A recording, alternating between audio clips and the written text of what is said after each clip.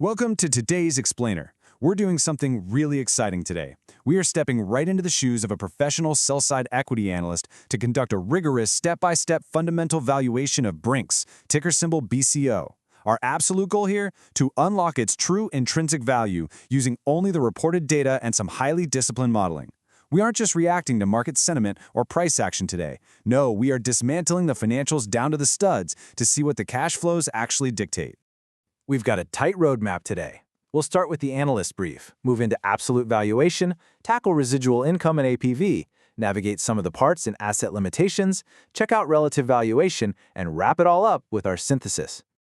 All right, Section 1, the analyst's brief, establishing the BCO baseline.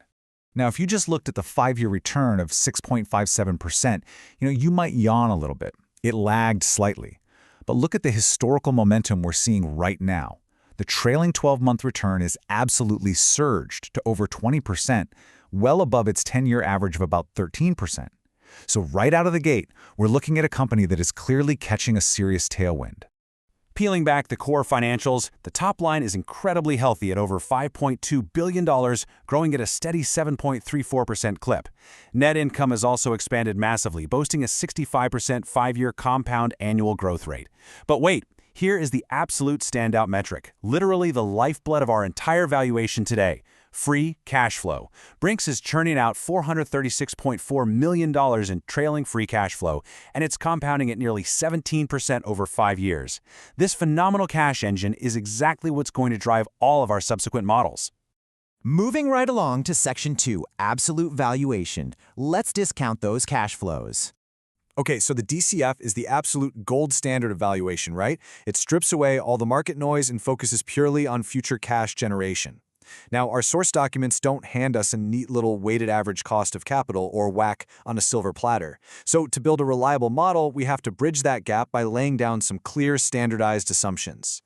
We take that stellar 16.97% historical growth rate and project it over a 5-year explicit forecast period. Because we don't have an explicitly stated market risk premium, we're applying a standard 8.5% discount rate and a super conservative 2.5% terminal growth rate to model the business out into perpetuity. Honestly, that's a very sensible default assumption for a mature, cash-generative industrial company like this. And when you plug those robust cash metrics and baseline assumptions into the model, bam! It aligns perfectly with the source document's fair value calculation. It spits out an intrinsic value of exactly $372.28 per share.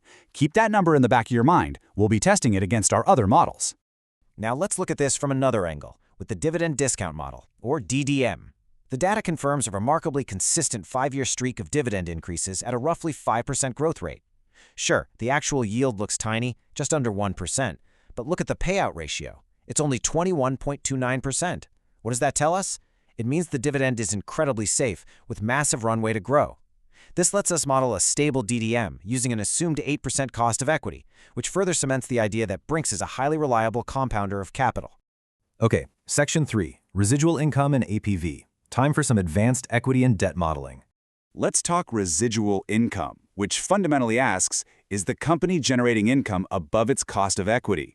The docs don't explicitly state the book value per share, so we have to do a little detective work. We take the current price of $104.30 divided by the given price-to-book ratio of 15.44, and we derive a book value of roughly $6.75 per share.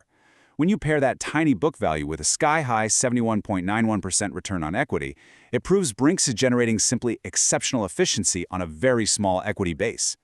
And guys, this next part perfectly illustrates the sheer discipline required in professional analysis. Because Brink's is carrying a massive 15.18 debt-to-equity ratio, the adjusted present value model, or APV, would theoretically be the perfect tool here to separately value the core business and its debt tax shields. But we are completely skipping the explicit calculation. Why? Because the required granular debt schedules are missing from the source material. A truly great analyst knows exactly when to recognize a data limitation and refrain from forcing a broken model. Moving right along to Section 4, SOTP and asset-based limits, valuing the parts and the whole. We are keeping that same analytical discipline right here. We'd love to build a sum of the parts valuation, separating out their physical cash management from their digital solutions. But without detailed segment reporting in our tier sheet, it just can't be accurately constructed. We literally cannot invent numbers that aren't there. So we're bypassing this model entirely to protect the integrity of our valuation. What about net asset value, or a pure liquidation model? Well, the numbers tell a very straightforward story here. Look at that staggering 15.44 price-to-book ratio. It loudly signals that the market is valuing BCO almost exclusively on its ongoing operations and its massive free cash flow, not on the scrap value of selling off its armored trucks and vaults. So a pure liquidation or asset-based approach, it's just structurally inappropriate for a high cash-flowing, capital-light equity setup like this one. Section 5, Relative Valuation. Let's look at internal and external implied multiples. Starting with internal relative valuation. Basically, how is Brink's priced relative to its own history? Right now, its price-to-earnings ratio sits at 22.14. That is trading at a substantial 35.46% discount compared to its own 5-year historical average. So, based strictly on how it historically prices itself, the equity appears significantly undervalued right now. And since the provided document doesn't list specific peer companies, we need to make an external assumption and compare BCO against traditional logistics and secure transportation peers. BCO's EV to EBITDA is remarkably low at just 7.55, plus its PEG ratio, which measures price against its earnings growth, is sitting at 0.74. In an industry where a PEG of 1.0 is generally considered fair value, this data heavily suggests the stock is undervalued relative to standard industry means. Finally, Section 6. Final intrinsic value synthesis. Let's bring everything we've learned together. This is where the rubber meets the road, folks. Our step-by-step explainer has revealed a truly striking value dislocation. The current market price is hovering right around $104.30, but the cash flow-driven intrinsic value we calculated, it's mathematically anchored all the way up at $372.28. That gap right there, by relying strictly on the reported cash flows and plugging in standard rational discount rates, we are looking at a staggering 71.98% margin of safety. Think about that. The pure cash generation profile of this business is vastly outpacing what the market is currently pricing in. So as we wrap up this valuation explainer, I've got to leave you with one massive lingering question.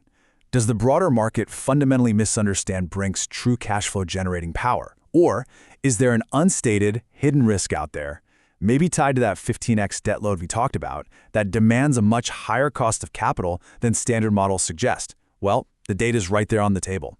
Thank you so much for joining me today, and as always, keep questioning the consensus.